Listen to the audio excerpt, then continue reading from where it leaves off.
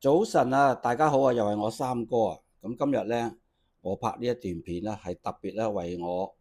每個星期咧去教一個長者平板 Android 平板班嘅同學仔嘅。咁但係如果各位喜歡睇我個片嘅話，而你本身係用開 Android 手機，同埋你自己本身剛剛擁有一部 Android 嘅平板嘅話呢，咁呢條片呢就會啱你啦啊！咁首先咧，大家咧知道啦，如果我哋 Android 嘅操作系統咧，無論用喺平板或者用喺手機都好啦。咁其實你平時可能會大部分嘅時間咧，會用個平板嚟用個手機嚟影相嘅。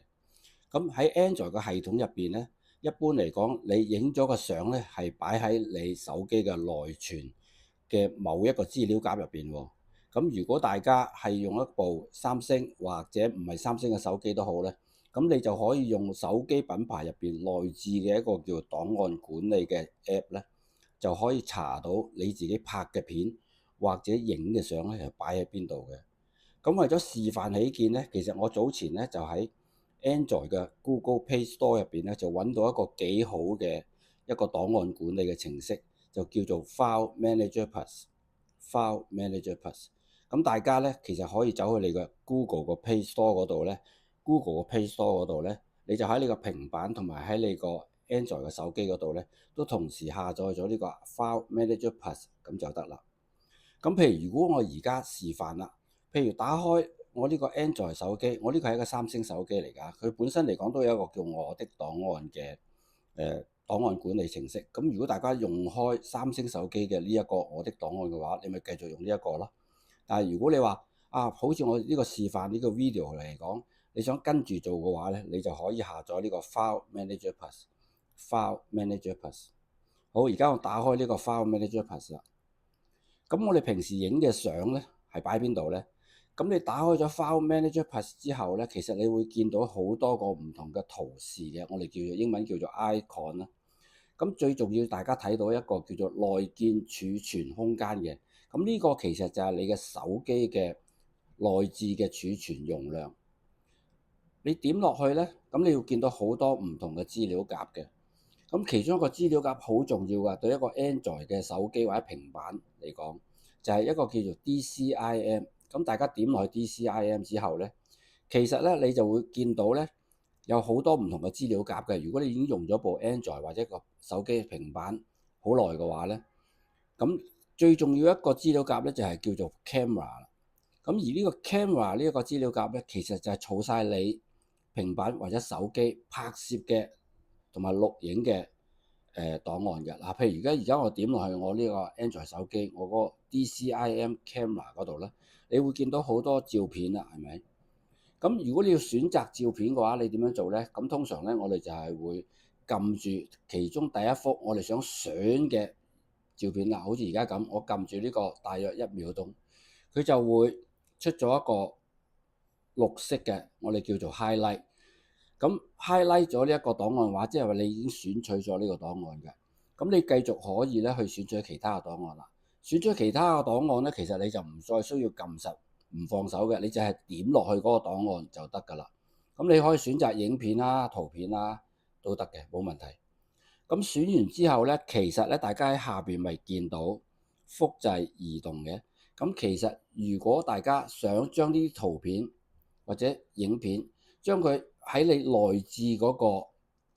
資料夾入邊，自己互相去將佢搬嚟搬去嘅話咧，咁我會建議大家用移動。但係如果大家係諗住，譬如話我有一支 USB 手指或者一個外置硬碟，我想將呢啲選擇咗嘅影片或者圖片咧，將佢搬出去個外置嘅儲存裝置得唔得咧？其實得㗎，冇問題㗎。嗱，譬如我而家可能我遲咗少少，唔緊要，我而家先至插我呢支手指落去都 OK 㗎喎。咁我插咗我支手指落去之後，咁跟住咧我就用複製，因為我而家目的咧，我係想複製出去一個外置嘅 USB 手指嗰度啊嘛，或者一個外置嘅 USB 硬碟嗰度。咁我一定要用複製啊，大家。咁一撳咗複製之後咧，就唔好即刻撳貼上喎，因為大家而家睇到你而家個手機仍然停留喺一個叫內建存儲空間啊嘛，係咪？咁大家見唔見到呢度左上角有一個好似屋仔嘅圖示啊？呢個屋仔嘅圖示你點落去咧，即係代表咧，我哋透過呢個 File Manager Plus 呢個檔案管理程式咧，我哋去翻主頁，去翻主頁之後，大家係咪見到有內置儲存空間，有一張叫做 SD 卡嗱，一陣間我先再講 SD 卡。咁但係大家而家係咪見到有一個新嘅存儲裝置叫 USB 儲存設備？咁其實佢個圖示咧，好似係一個魔鬼叉叉咁啊，魔鬼叉叉咁，大家唔需要理佢。咁你點翻落去咧？嗱，呢支就係頭先我剛剛插入去呢一個手機嗰支叫 USB 手指啊。咁大家見到我呢度已經有幾個 folder 喺度啦，有幾個資料夾喺度。咁我就教大家而家咧去建立一個新嘅資料夾。咁譬如大家右上角見到呢度有3點啦，咁我哋點落去3點，呢度有新增，咁我點落去新增。新增咧，你可以新增檔案或者新增資料夾。咁但係通常咧，我好希望同學仔咧或者朋友仔咧，盡量學習。我哋每一次我哋要拷貝一啲相片或者影片出去一啲外置嘅存儲嘅時候咧，我哋一定要用新增資料夾。咁而我都通常會教大家去用一個日期做你嘅資料夾嘅名稱嘅。譬如今日係2026年嘅2月27號，咁我哋就叫2月27號。咁而之後咧，我哋譬如話，我哋可以加個活動嘅名落去，譬如話測試咁樣啦，我哋叫做測試。咁呢個資料夾而家就改咗名，叫做2026-0227測試啦。咁我哋撳確定，撳咗確定之後，見到呢度有個資料夾2026-0227測試啦，係嘛？咁大家點落去，點咗落去之後咧，你正常新開嘅資料夾咧，一定係吉嘅，我哋叫做一定係吉嘅。咁頭先我哋咪已經喺我哋嘅內置存儲裝置嗰度 DCIM Camera 嗰度選擇咗6幅相啦，係咪啊？咁我哋都點咗嗰個叫複製嗰個掣。咁而家嚟到呢一度，我哋去到一啲外置嘅 USB 手指，我哋剛剛開設嘅一個資料夾嘅時候咧，我哋咪就撳貼上啦。一撳貼上，大家就見到佢好快就會抄到呢6幅相，從你手機內置嘅 DCIM Camera 嗰度抄咗嚟呢一度咯，係咪？咁你就成功抄咗6幅相嚟呢度。咁當然啦，你嘅手機平時唔會淨係得6幅相咁少噶嘛，係咪？你嘅手機可能有3、5、7千幅相噶嘛。咁所以好視乎你要抄嘅檔案嗰個數目同埋數量同埋大細，越多嘅檔案越大嘅容量嘅話咧，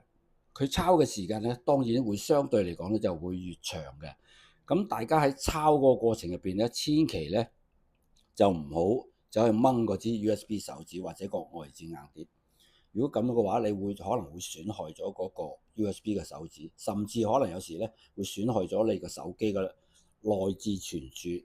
咁呢度咧，我盡量建議大家，佢抄緊 file 嘅時候咧，大家俾少少耐性去等佢啦。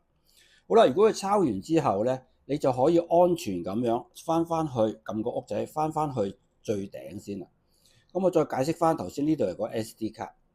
咁因為一般嘅 Android 手機咧，其實而家最近呢幾年買嘅 Android 手機咧，其實佢都會配置咗一個內置嘅我哋叫做 Micro SD 卡槽嘅。咁呢個 Micro SD 卡其實係一個存儲裝置嚟嘅。咁所以大家如果第日我選擇我唔想用呢個 USB 手指或者外置硬碟嘅話咧，其實你可以去嗰啲電腦牆嗰度咧買一張叫做 Micro SD 卡。Micro SD 卡，不過呢排嗰啲存儲裝置又啲價格升晒，升咗成倍幾2倍。咁所以如果大家真係好必須要用嘅話咧，咁你就買翻張叫 Micro SD 卡。咁佢點樣用咧？Micro SD 卡大約咁嘅形狀。咁其實喺你手機嘅 SIM 卡槽入邊咧，其實就會有個 Micro SD 卡槽嘅。咁你要首先揾嗰支針咧，打開你嗰個手機嘅 SIM 卡，吉開佢，咁你就會見到個 Micro SD 卡槽。咁你攞咗個 Micro SD 卡出嚟之後咧，你咪擺入去你嗰個手機個槽入邊咧，然後閂翻埋嗰個 SIM 卡槽，咁就得㗎啦。咁其實佢嘅做法同埋佢由內置存儲啲檔案抄過嚟呢個 Micro SD 卡個操作，同頭先我剛剛示範嗰個由內置存儲抄落去隻 USB 手指咧係一模一樣嘅。你只不過當佢有一啲唔同嘅存儲裝置啫嘛，而佢個名稱就係話。你嗰張 Micro SD 卡就叫做 SD 卡，你嗰個外置 USB 存儲裝置就叫做 USB 存儲設備啦，就係咁簡單。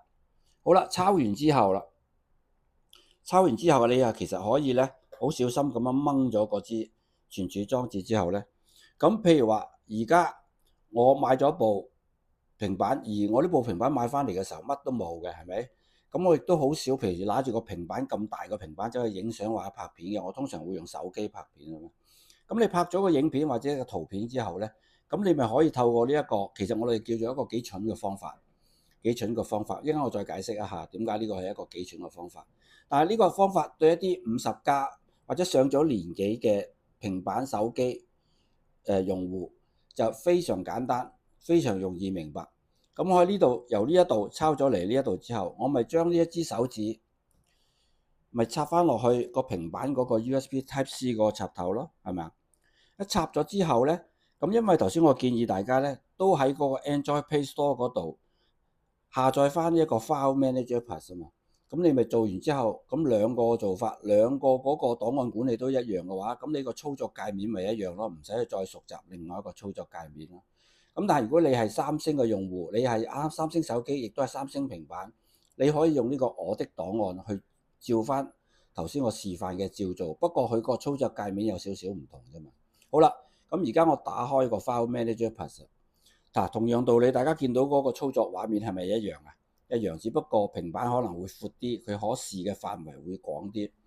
咁而家你嗰支 USB 手指咧，喺呢個平板嚟講咧，就叫做 No Name。其實呢個 No Name 你可以自己改嘅，不過我會建議大家都唔需要鬥佢啦。其實你新買翻嚟支 USB 手指，佢一般嚟講叫做 No Name，咁由佢咯。好啦，咁我點落去，大家咪見到頭先我哋嗰個測試嗰個資料夾啊，20260227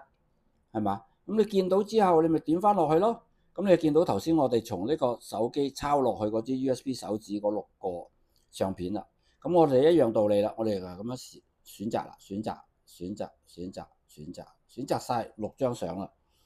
咁如果你呢一個頭先用呢支手指嘅目的係想將呢啲相透過支 USB 手指從個電話轉過嚟呢個平板嘅話咧，咁你可以用移動。但係我會建議大家都唔好用移動住啦，因為初學者嚟講咧，我會建議大家用複製。咁如果複製你唔小心唔知複製咗去邊一度，起碼你原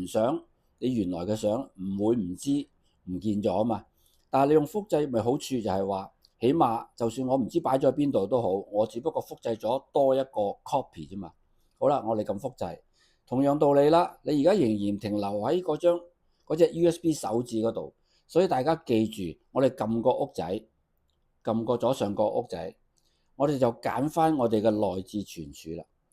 咁啊，內置存儲，我呢個平板亦都有 DCIM 嘅喎，亦都有 DCIM 嘅喎。不過你如果有時冇見到個 DCIM 呢一個資料夾嘅話，最主要嘅原因咧，就係你從來未試過用呢一部新嘅平板或者用部平板嚟影個相。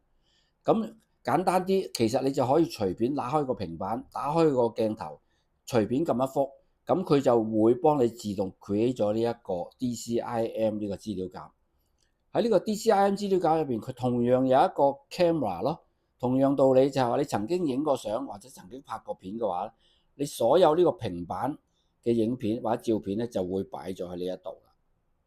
嗱，我已經呢一度已經有一啲檔案嚟嘅，因為我之前曾經做過示範，都係已經有啲 file 抄咗落嚟呢度，所以大家唔需要太介意。好啦，我揀咗我個內置存儲啦，咁我頭先 USB 手指我揀咗6幅相噶嘛，我亦都撳咗複製啦嘛，咁所以我喺呢一度我揀啱咗我要複製去邊度之後咧，我咪喺呢度撳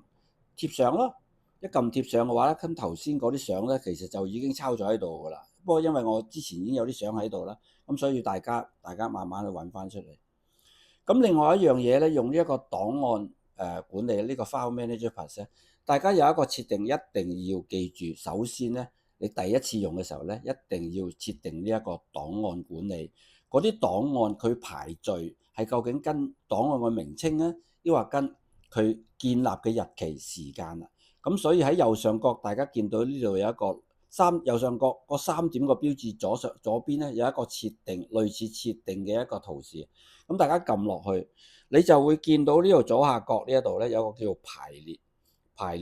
而家咧大家見到咧我選咗咧係建立時間嘅，但係其實咧所有新買嘅 Android 手機或者新買嘅 Android 平板咧，佢嗰個